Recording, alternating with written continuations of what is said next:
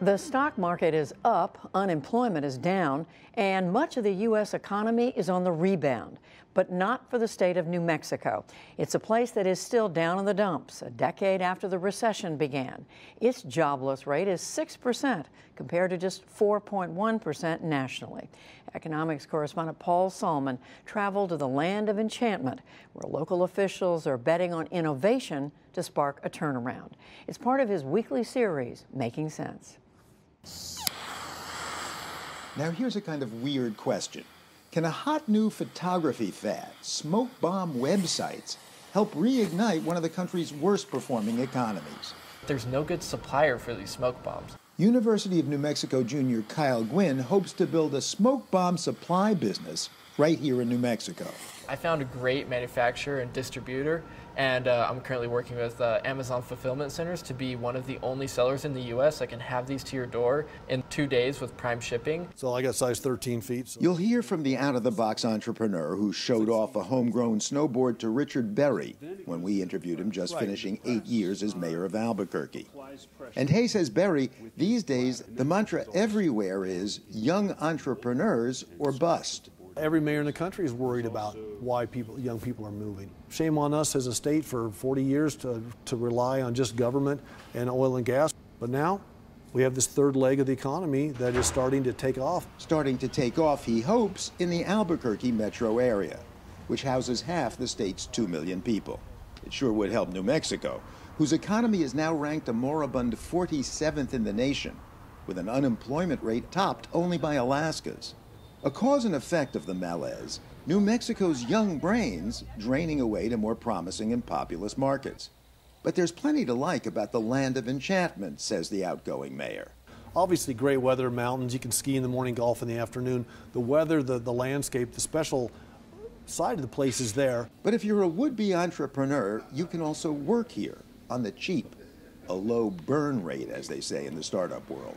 And that's for someone like the snowboard guy, who it's still not quite time to hear from. You can come here, start businesses, fail fast, fail forward, much, much less expensively than you can in other places. Ideal location for a startup, says economic development pro Gary Opedal. Big skies, big ideas. People think big. That's why such great things as the nuclear weapons whole industry, to Microsoft was formed here, to Goddard, to the first computer ever, to Smokey the Bear and breakfast burritos.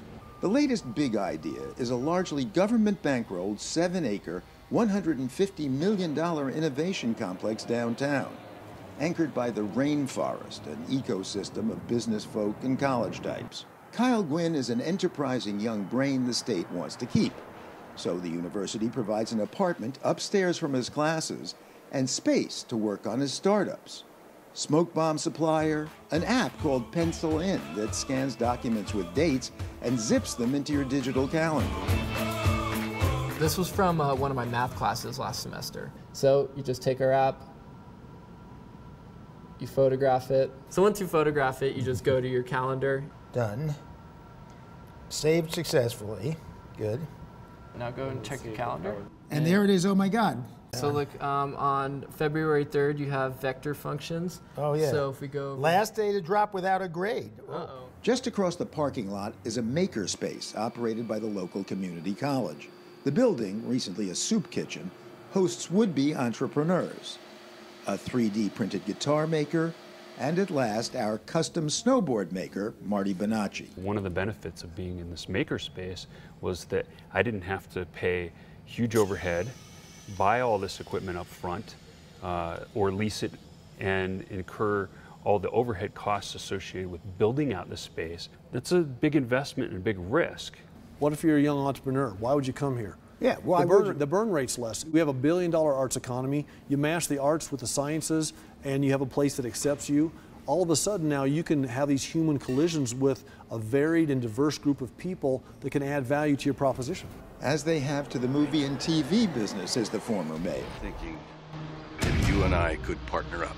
Those are the stars of the hit cable series Breaking Bad, which itself partnered up with an eager New Mexico, where the show was made, boasts development booster Gary Opedal. Breaking Bad was a blockbuster, right? The film office here is one of the best in the world. Not says us, says Hollywood. The state has been making a special effort to court TV and movie companies, says Mayor Berry. Captain America, the Iron Man films, the Terminator films, a lot of those were filmed right here. We have the largest film studio in North America, 5 miles south of here. That happened because we were intentional about attracting it. Okay, you get the pitch. Big skies, low overhead, big mountains, big hopes. But for the state's economy to clamber up from 47th, it also needs to hoist its Native American population, 1 in 10 New Mexicans. The state's 22 tribes don't all measure unemployment, but to take just one example, the Navajo Nation's rate is north of 20%. First baby step, the indigenous Comic-Con, brainchild of the guy in the hat texting Lee Francis from the Laguna Pueblo, 47 miles west of Albuquerque. The event draws native vendors and all sorts of visitors from far and wide. The big idea is the same here, entrepreneurship as problem solver. Native visitors were asked to post their problems, their villains, on a board. Coal mining, alcoholism, drugs, domestic violence. Domestic violence is a huge one, but around the drugs and alcohol, it's like, oh, well, this is how it is, this is how natives are. An exaggerated stereotype, says Francis, but part of the native self-image. So the larger goal here is to spur natives to reframe the narrative. Cartoonist Ricardo Catay does it by reframing their history. We're not focusing on your alcoholism, we're not focusing on the drug, we're not focusing on the unemployment.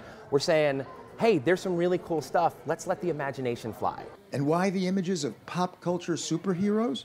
If we can get in front of our young people and begin to spark that they can be superheroes, that they can be the heroes of their communities, then they begin to think outside of what they've been locked into, and that's where entrepreneurship begins. Rod Velarde, for example, who applies his Jicarilla Apache grandfather's traditional designs to Star Wars characters to inspire enterprising young natives to prosper and return. We had a family song.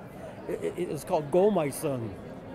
Go My Son says, talks about an Indian chief talking to the kids. He says, go my son, go get an education, go out there and see the world, but come back and teach your own people.